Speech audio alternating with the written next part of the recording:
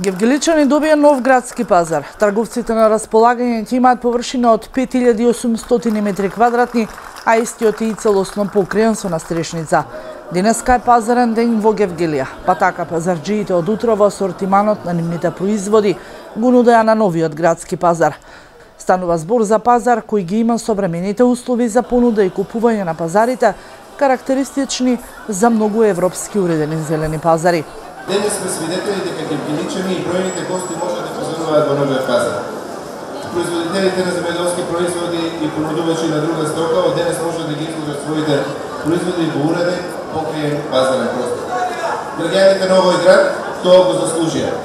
Пазарниот простор, односно тезгите, согласно понудата на производите, ќе бидат поделени во неколку делови. Зелен пазар, текстилен и пазар наменет за пластика и железарија, а распоредот ќе го врши јавното комунално предпријатие Комуналец од Гевгелија. Поделен е во 3 блока, располага со тоалети и чешми, пристапни патеки, отворен паркинг простор и простор за контейнери за отпад.